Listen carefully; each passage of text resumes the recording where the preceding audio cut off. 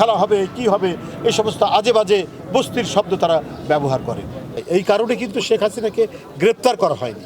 এই কারণে কিন্তু শেখ হাসিনা এবং তার দলের লোকদেরকে আপনার জুলুম নির্যাতনের শিকার করতে হয়নি। বন্ধুরা, আমরা একটা ভয়ঙ্কর দুঃশাসনের মধ্যে দিন কাটাতে হচ্ছে।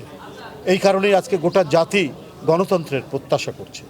গণতন্ত্র থাকলে পরে মানুষ কণ্ঠের স্বাধীনতা থাকবে, আপনার বুক ভরে নিঃশ্বাস নিতে পারবে। আপনারা দেখেছেন যে বিএনপি যখন ক্ষমতায় ছিল, আজকের যিনি প্রধানমন্ত্রী তিনি কত অন্যায় কথা বলেছেন, কত ধরনের মিথ্যা অপপ্রচার করেছেন। আমাদের দলের ভারপ্রাপ্ত চেয়ারম্যান সম্পর্কেও কত আজে বাজে কথা বলেছেন, অপপ্রচার করেছেন। কিন্তু তিনি ক্ষমতায় আসার পর একটাও প্রমাণ করতে পারেন। কিন্তু এই কথাটি বলার, এই যে বলেছেন বিএনপি যখন ক্ষমতায়, এই কারণে কিন্তু শেখ হাসিনাকে গ্রেপ্তার করা হয়নি।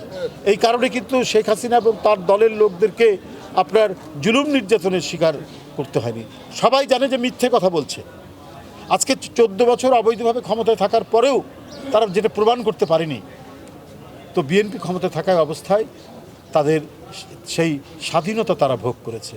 কিন্তু এখন তাদের লুটপাট, লুটতন্ত্র, তাদের রাষ্ট্রীয় অর্থনীতি আত্মসাৎ, রাষ্ট্রীয় কোষাগার আত্মসাৎ, এত ঘটনা, এত গুম খুন ঘটনা, সেই ঘটনার পরেও তারা ভয়ঙ্কর এক রুদ্র মূর্তিতে অন্যের কণ্ঠের স্বাধীনতাকে কেড়ে নিয়ে, অন্যের রাজনৈতিক অধিকারকে কেড়ে নিয়ে তারা যে দুর্বিনীত দুঃশাসন চালাচ্ছে, তার বিরুদ্ধে আজকে প্রত্যেকেই প্রতিবাদী। আপনারা দেখেছেন, আগেও বলেছি, তারা মনে করে যে শেখ হাসিনার কথাই আইন।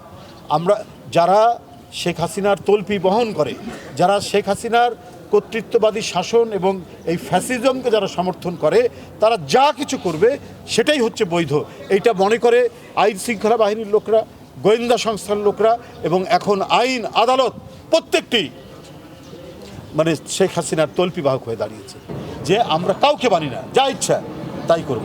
সুষ্ঠু নির্বাচনের কথা শুনলেই ওবায়দুল কাদের সাহেবরা তারা বিচলিত হয়ে পড়ে, তখন তার উপরে প্রচণ্ড আক্রমণ করেন, নানা ধরনের কটু কাটাব্য করেন, কি খেলা হবে কি হবে এই সমস্ত আজে বাজে বস্তির শব্দ তারা ব্যবহার করেন। কিন্তু আপনারা দেখেছেন যে ডিসিরা নৌকার পক্ষে ভোট চাচ্ছে, ওসিরা নৌকার পক্ষে ভোট চাচ্ছে। তো এইটা কোনো গণতান্ত্রিক সভ্য দেশ যেখানে ন্যূনতম আইনের চর্চা থাকে, সেখানে ডিসি হচ্ছে একটু তার মনে সে কাউকে পছন্দ করতে পারে, কাউকে ভোট দিতে পারে, কিন্তু প্রকাশ্যে কোনো দলের পক্ষে তিনি কাজ করতে পারেন না। কারণ নির্বাচনের সময় আইন শৃঙ্খলার দায়িত্বে থাকবে ডিসি। সেই ডিসি কি করে আপনার একজন করতে পারে, একটি দলের পক্ষে ভোট চাইতে পারে, একটি প্রতীকের পক্ষে ভোট চাইতে পারে? ওসি কি করে একটি পক্ষে, দলের পক্ষে ভোট চাইতে পারে? ওসির কাজ তো হচ্ছে নির্বাচনে গুন্ডামি ঠেকানো, সন্ত্রাস ঠেকানো, ভোটারদেরকে নিশ্চিত করা যে ভোট কেন্দ্রে তোমরা যে নিশ্চিন্তে ভোট দিবে।